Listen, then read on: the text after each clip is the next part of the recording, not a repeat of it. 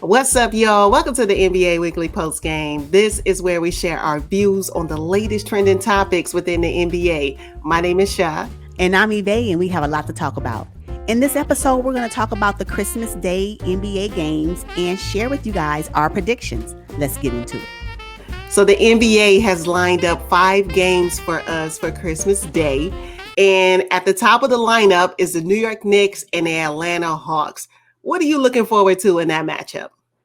I want to know if Kemba Walker is going to be back in the rotation. Yeah. Because at this point, the Knicks need something. And you know what, though? This is almost like a revenge game. Like the Knicks have an opportunity to say, y'all got us in the postseason, Hawks, but you ain't going to get us on Christmas Day if they wanted to really come out with guns blazing. So, I'm looking forward to seeing if Kemba Walker will show up again. If he will, do another I told you so game like he did when he played a couple of days prior. So, I want to see if Kemba Walker is going to play because I think he may be, now that he's missed 10 games, he may be what the Knicks need to get back on track because right now they look horrible. Oh, they sure do. Let me tell you what I'm looking forward to, the battle down low. Can we just say Julius Randle and John Collins about to go to work down low? And then Capella and Nerlens Noel, we're talking about some of the premier rebounders in the league. I'm looking forward to see what happens in the paint. You know what? I'm questionable about Nerlens. I really, really don't like that knee brace he's wearing. I don't like it. I think it's impeding his ability to really post up. I don't know. It just looks like it's cumbersome. And that could just be me, looking at this apparatus he has on his knee. I don't want to see it. I don't want to see it, but I understand he may need it. And so, let's protect your knees. But yeah, I don't know what that looks like. But that is going to be a great matchup because one thing Julius Randle he's strong. Mm-hmm. He's strong. So I would love to see how John Collins is able to handle him now. So I think that's a good thing to look forward to. I can see that. Yeah. But at the end of the day, if Trae Young even remotely gets ice in his veins, it just may be a wrap.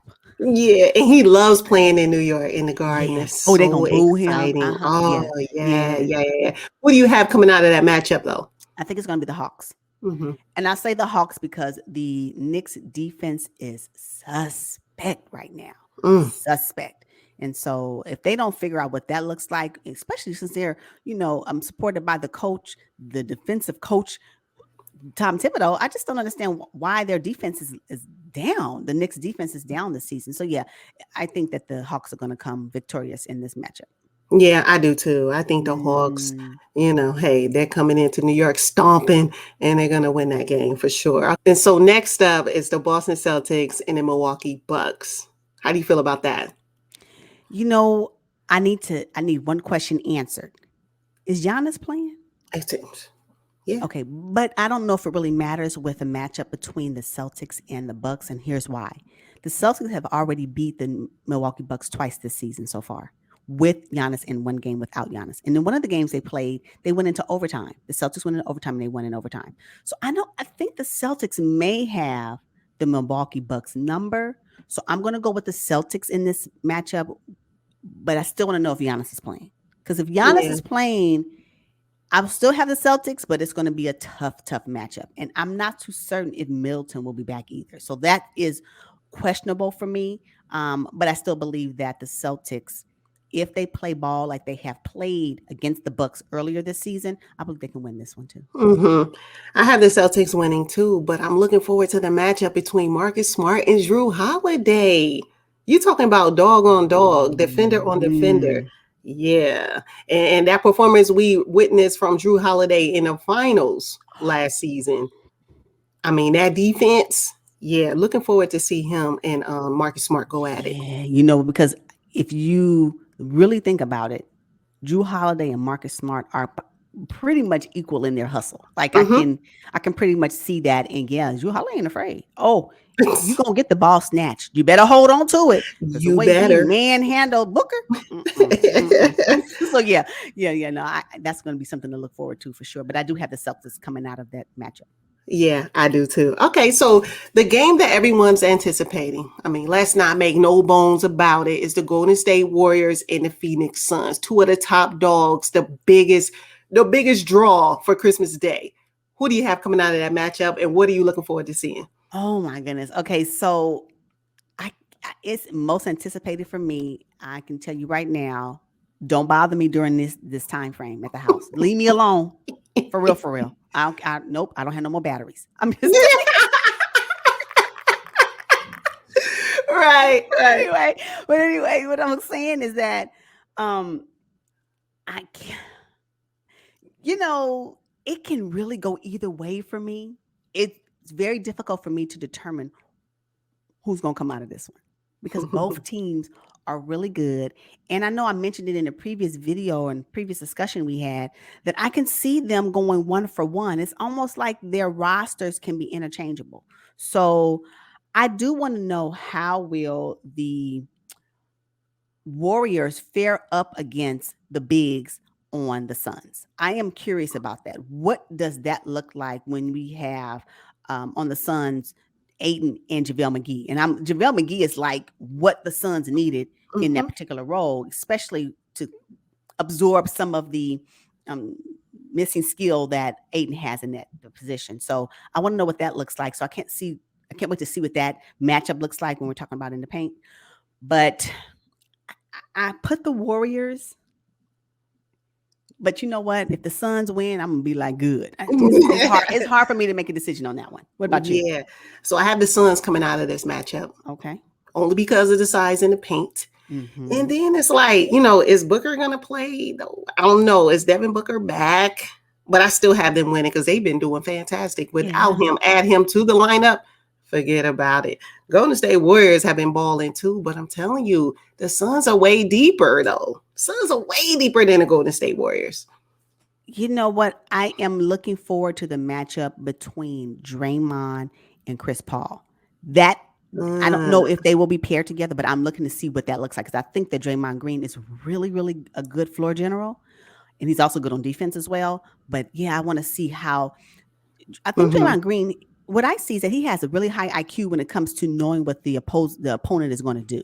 That's what I see, and I'm quite sure that's the same in Chris Paul as well. So I want to see how they both manage their team on the floor. I can't wait to see what that looks like. So that's going to be something because again, this is the matchup for the Western Conference that we're going to be seeing in the postseason. Clearly. I don't know what round it's going to be, but it's going to happen in the postseason. So, yeah, I can't wait to see that. Yeah, I'm looking forward to the ball movement and the volume of three-point shots. It's going to be ridiculous. 30, 40, 45 three-point shots in that game. I wonder, another thing, because I know that both teams can shoot a high volume of threes, but we also know that sometimes that three ball don't hit. Which team will be the team to say, let's two ball them out? Which one will do that? Or will they continue to be shooting from the perimeter? That for me makes the game a little stagnant when everybody just posts up on the perimeter, nobody's driving. So I want to see how they manage that again, because this game will be a test and will be the beginning of what we are going to be looking at in the postseason. So yeah, I'm really excited about that. Yeah, and I was really excited to see Klay Thompson get back, but I guess now they pushed him back to mid January for his return. And it's okay. I'm okay with that. I'm okay with that. I don't want him to come back in this type of game. You know what? You come back on a game where, who y'all gonna be playing? The Detroit Pistons. I want him to, get your way back into the game, into the season on one of those types of games. What the Rockets? Come in, slide in on those Orlando games. Don't Magic slide or something. Yeah. Not on Christmas Day, and not with this matchup. I think it would be detrimental to his confidence and also to the team. So yeah, and that's fair. Good decision. Yeah, and if he doesn't play well, it's a nationally televised game. Everybody watching. So I agree with you on that. Yeah, get you a league pass game to come back on. Yeah. All right, so the next game is the Brooklyn Nets in Los Angeles to face the Los Angeles Lakers. I mean, I don't know what to say about this matchup. Who's playing?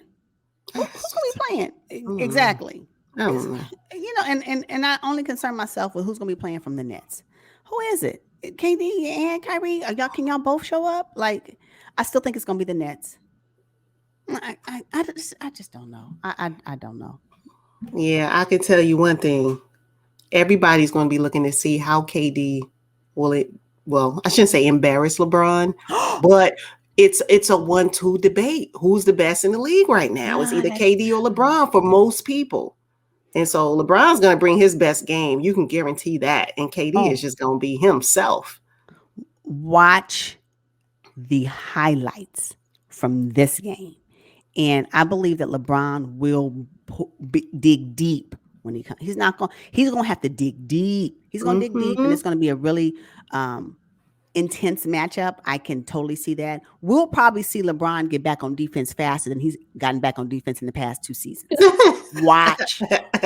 He's going to figure out a way to, to dig Cleveland days deep. It's going to have to happen because you cannot have, and the game is at the Staples Center. Mm-hmm. You cannot have KD come in. LeBron don't want that narrative. No, he don't want that narrative. He has to win. The Lakers must win this game on Christmas Day if they want the narrative for LeBron only to be positive. Otherwise, if KD comes into the Lakers house and they win and KD shows out, it's going to look really bad for the narrative. So this is a narrative. This is a narrative game and how the teams play. I think more so on LeBron than it will be for KD that the Lakers have to come out victorious. They have to. Although I have the Nets winning.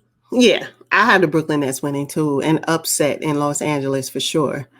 But hey, I mean, and KD, I think he's in protocols right now, but he'll be out. He'll be fine. Yeah, he'll be out and fully rested. See, you know what? I know you mentioned that the protocol issue is almost like injury management. I'm like, I kind of have to agree with you on that. That's what it's kind of seeming like. So he'll have fresh legs. Yeah.